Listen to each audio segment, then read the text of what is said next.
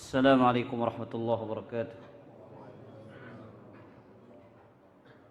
الحمد لله رب العالمين، والصلاة والسلام على أشرف الأنبياء والمرسلين نبينا محمد وعلى آله وصحبه أجمعين. أما بعد، معاشر المسلمين والمسلمات، أعزني الله وإياكم. Segala puji bagi Allah Azza wa Jal yang dengan segala kenikmatannya sempurna, segala kebaikan. Segala puji bagi Allah Azza wa Jal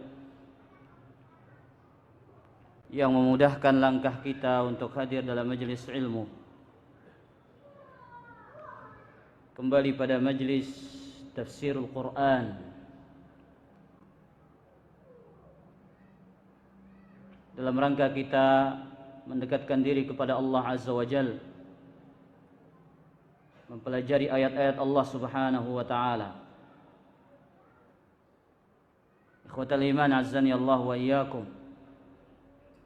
Malam ini malam yang spesial, bukan bagi kita, tapi bagi saudara kita.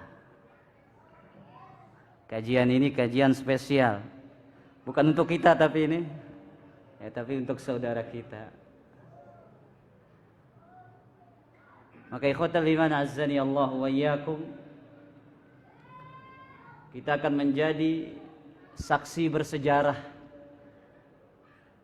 untuk sebuah peristiwa yang bersejarah bagi saudara kita, bukan untuk kita. Namun sebelumnya kita akan membaca beberapa ayat dari surat Al-A'la.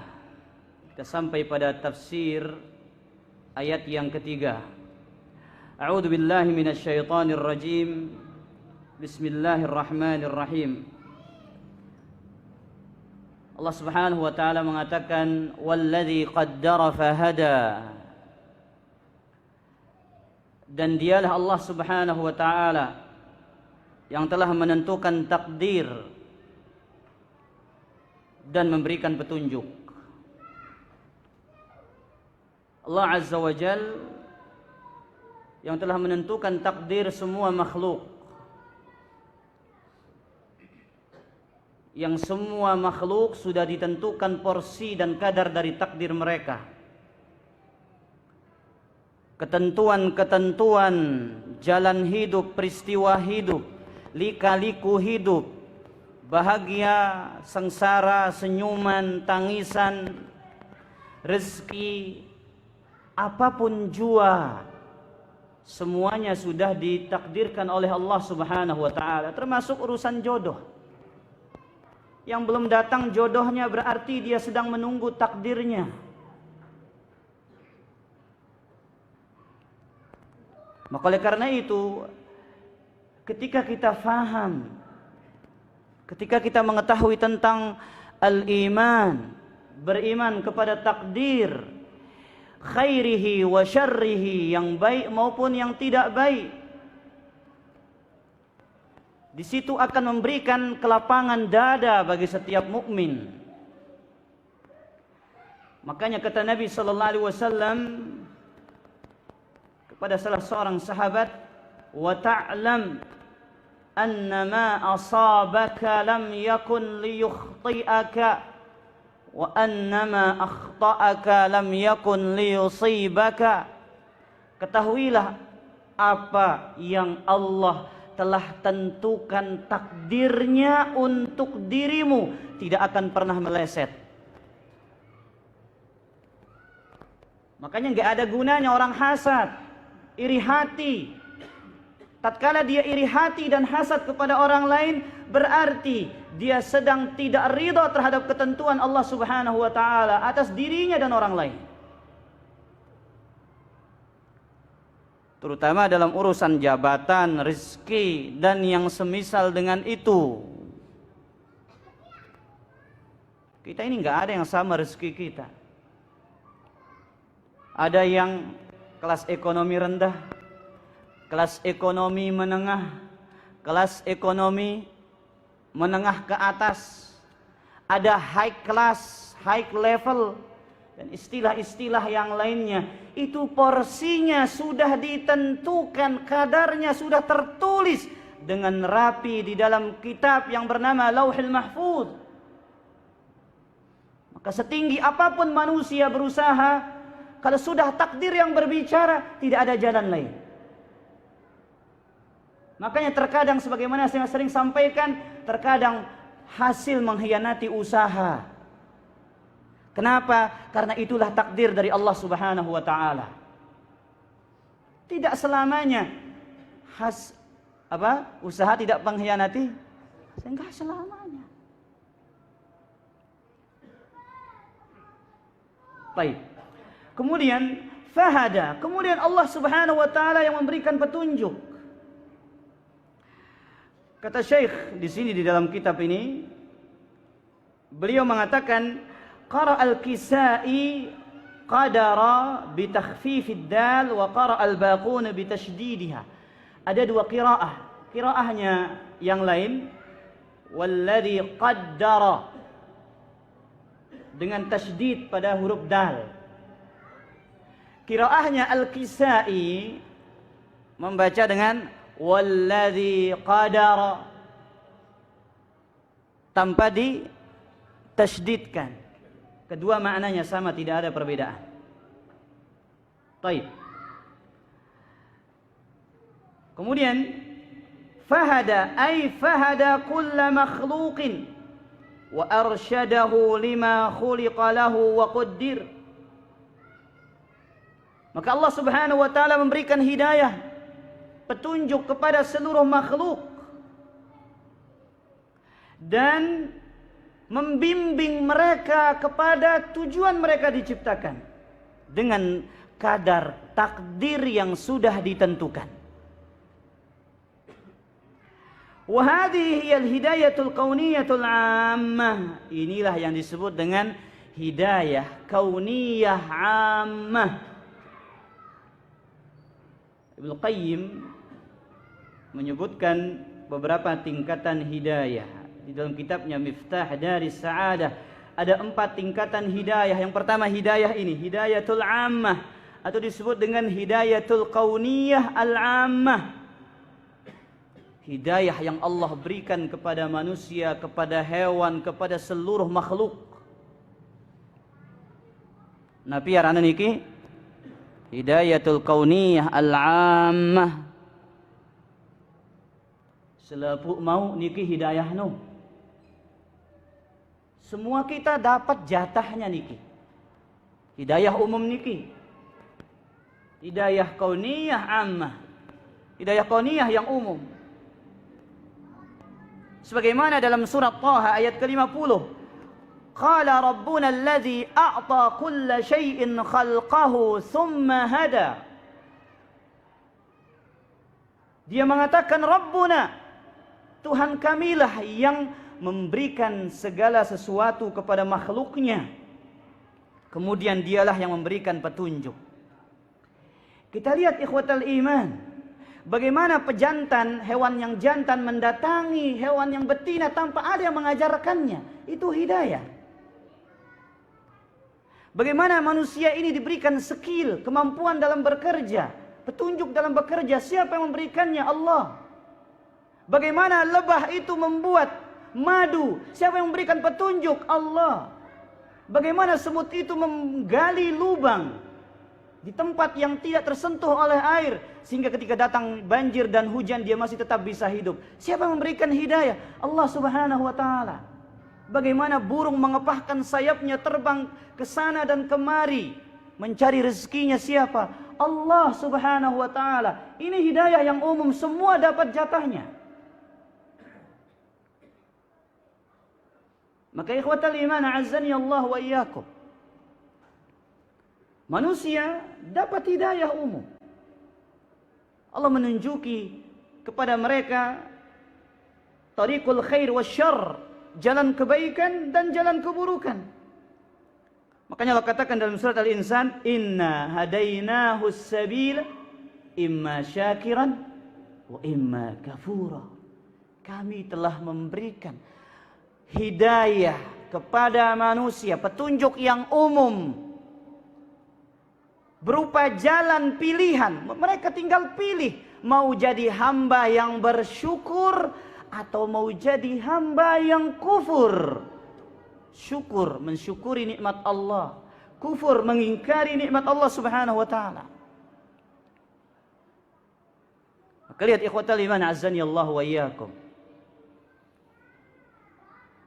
Sebagaimana yang sudah kita katakan dahulu. Lihat berapa juta makhluk yang ada di dalam samudra. Bagaimana cara Allah memberikan tunjuk kepada semua makhluk itu untuk mencari makanannya. Allah kasih semuanya. Terlebih dengan kita manusia ini, ikhwatal iman.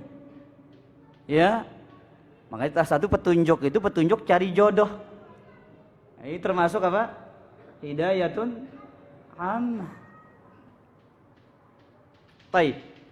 Kemudian petunjuk yang kedua kata Ibnu Qayyim rahimahullah, hidayatul bayani wad dilalah. Hidayah penjelasan dan petunjuk. Nabi kenana niki? Apa maksud dari hidayatul bayan? Kemampuan Allah berikan kepada manusia untuk memberikan penjelasan, memberikan arahan.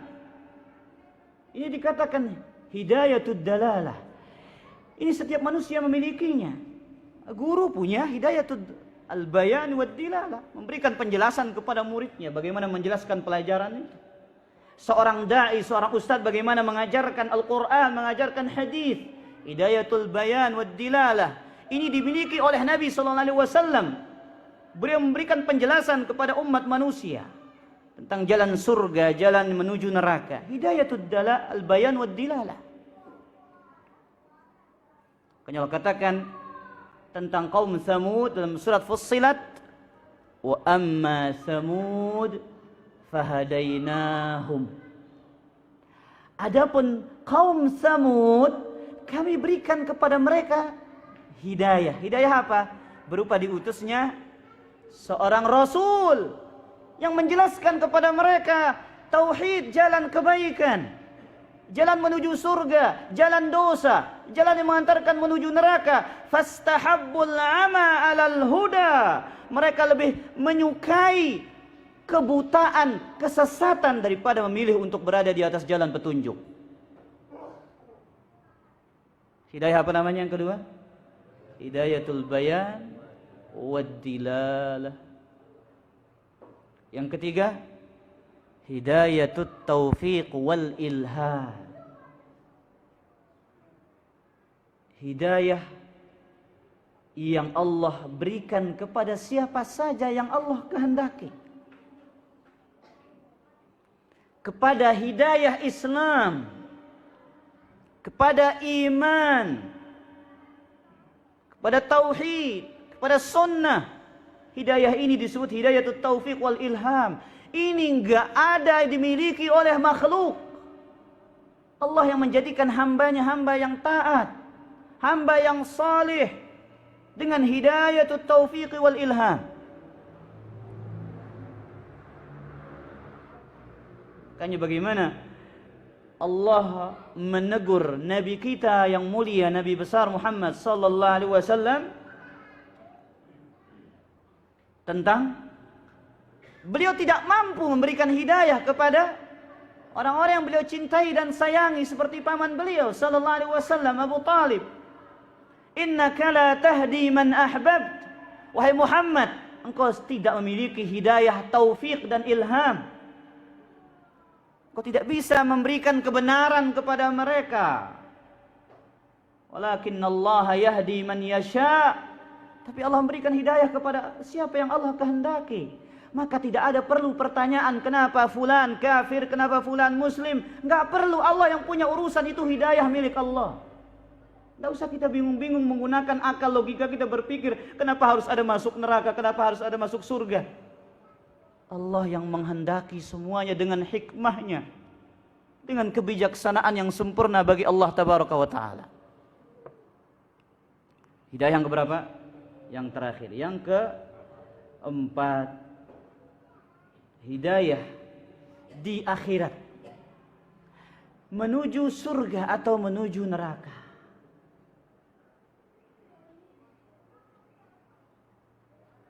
Kata Allah dalam surat As-Saffat, "Uhsyurul ladzina zalamu wa azwajahum wa ma kanu ya'budun."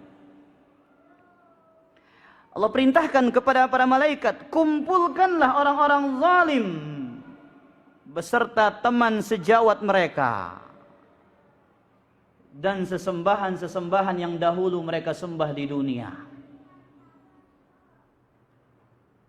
Makanya orang-orang itu akan dikumpulkan beserta CS-CS-nya. Ya. Nabi kenana CS-CS para jamaah ini. Ya. Dengan kelompoknya, pasangannya. Orang yang baik akan dikumpulkan bersama orang yang baik. Orang yang tidak baik akan dikumpulkan bersama orang yang tidak baik. Fahduhum ila siratil jahim, kata Allah, maka tunjukkanlah kepada mereka jalan menuju neraka. Kemudian penduduk surga mengatakan, alhamdulillahilladzi hadana. Segala puji bagi Allah yang telah memberikan kami hidayah. Wa ma kunna linahtadiya laula an hadana Allah. Maka kami tidak akan mungkin mendapatkan hidayah untuk masuk ke dalam surga kecuali jikalau bukan Allah yang memberikan kami petunjuk. Baik. Datang ke walina pandai ini. Deman. Belum? Sudah? Mungkin pengantin. Wah ke? Belum? Taib. Nurung jo palang ya kelam ini. Taib, kita lanjut pada ayat yang keempat. Kemudian Allah Azza wa Jalla berfirman, "Walladzi akhrajal mar'a." Dan dialah yang menumbuhkan tetumbuhan. Kata Imam Al-Hafidz Ibnu Katsir rahimahullahu taala, ketika mentafsirkan ayat ini, beliau mengatakan min jami'is sunufin nabatati waz-zuru', Allah yang mengeluarkan, menumbuhkan segala jenis tumbuhan dan tanaman. Segala jenis tumbuhan dan tanaman. Ya ikhwatal iman, ini kalau kita pikir tentang kekuasaan Allah Azza wa Jal, berapa macam rerumputan yang ada di atas muka bumi ini. Adakah ilmuwan yang sudah berbicara tentang jenis rumputan dan apa khasiat-khasiatnya? Berapa macam tanaman yang ada, yang Allah ciptakan di atas muka bumi ini, dengan namanya, dengan varietasnya, dengan jenisnya, apa fungsinya, apa manfaat kesehatannya. Dia Allah Azza wa Jalla yang menumbuhkannya. Makanya Allah katakan, inna fi dzalika laayat liqaumin yatafakkarun. Sungguhnya yang demikian itu adalah ayat, tanda-tanda kekuasaan bagi orang-orang yang mau berfikir. Lihat ikhwatal iman bagaimana kekuasaan Allah Azza wa Jalla. Allah turunkan hujan. Setelah Allah turunkan hujan, bumi yang dahulunya gersang dan tandus, lihat seperti yang ada di Makkah pada saat ini, negeri Saudi Arabia. Yang dahulu di zaman saya ketika masih kuliah di sana, jarang kita lihat tumbuhan yang hijau kecuali memang yang disiram oleh mobil tiap hari. Tapi tahun ini Masya Allah intensitas hujan itu sering turun sehingga hijau. Makkah itu hijau, Madinah itu hijau.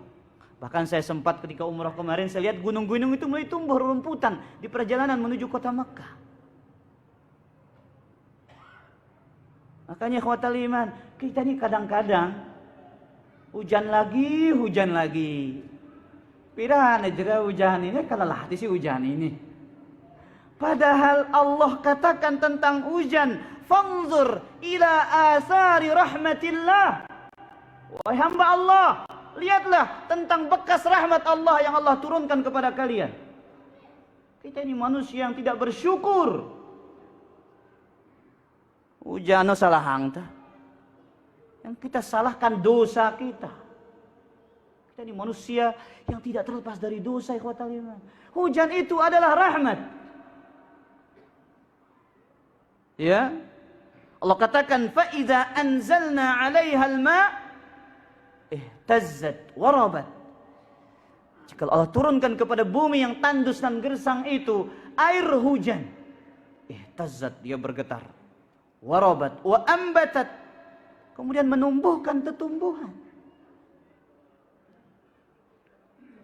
Baik. Kemudian kata Allah Subhanahu wa taala pada ayat selanjutnya. Pengantin, ayat kepira yang ini. Namun nak tahu jawab berarti fokus ya. Namun dia nak tahu berarti dia nak fokus.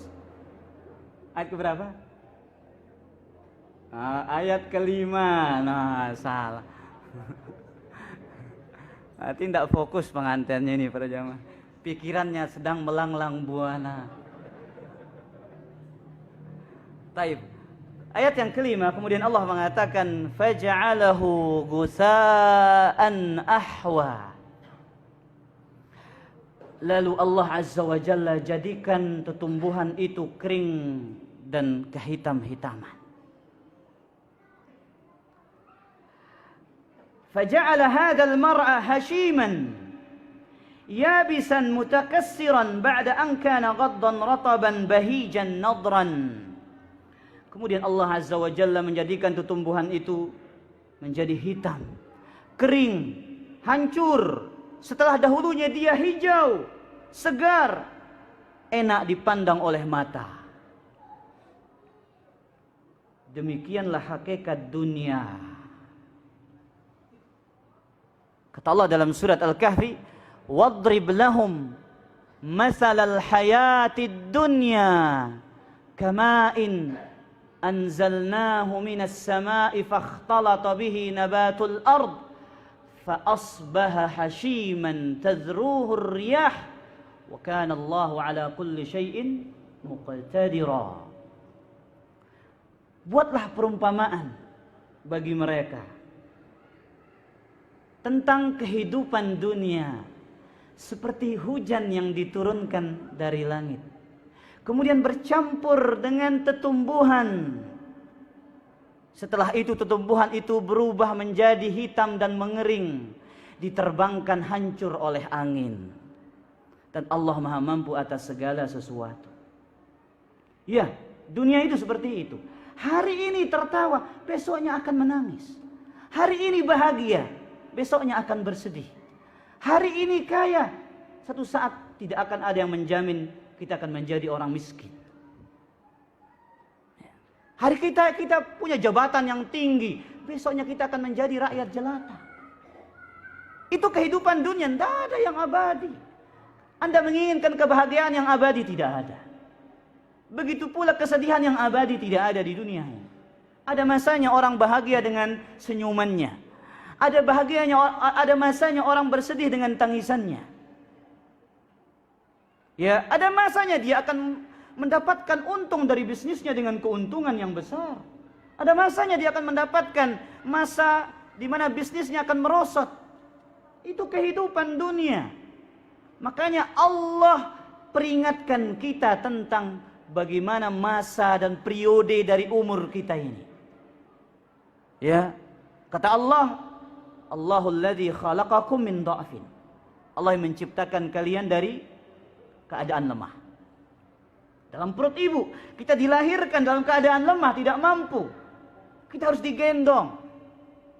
ya, untuk disusui, untuk diberikan makan, semuanya membutuhkan bantuan, lemah. Tsumma ja'ala min ba'di dha'fin quwwah. Kemudian Allah jadikan setelah masa lemah itu apa? Kekuatan. Tsumma ja'ala min ba'di quwwatin dha'fan wa syaibah. Setelah kuat, lemah dan tua. Ini dia ikhwatal iman dunia ini. Enggak ada yang muda terus. Akan ada masanya kita akan menjadi orang-orang yang tua. Masa muda tinggal kenangan. Maka ikhwatal iman, ya, tulislah kenangan yang manis di dunia ini. Apa kenangan yang manis itu? Al-amalus salih. Amal salih. Ingat tujuan kita diciptakan di dunia ini, jangan sampai kita lupa. Tujuan kita adalah beribadah kepada Allah. Menjadi ibadullah. Menjadi hamba-hamba Allah. Yang 5 kali dalam satu hari meletakkan keningnya di atas tanah bersujud kepada Allah. Menghinakan diri di hadapan Allah. Tunduk dan patuh kepada Allah. Ini tugas kita ikhwatal iman. Baik. Ini sudah pas kajiannya nih. Ya, sudah ya? Sudah? Baik. Demikian kajian ini para jamaah yang dimuliakan oleh Allah Subhanahu wa taala. Ya, pada kesempatan ini kemudian kita akan lanjutkan dengan acara inti. Kalau yang tadi muqaddimah. Ya, mungkin niki acara intinya. Ya, Bapak Wali sudah tiba niki dan Bapak dari tugas kantor urusan agama kami persilahkan. Demikian kajian ini para jamaah yang dimuliakan oleh Allah sallallahu ala nabiyina Muhammadin. Subhanakallah bihamdika asyhadu an la ilaha illa anta astaghfiruka wa atubu ilaik. Silakan dipinggirkan.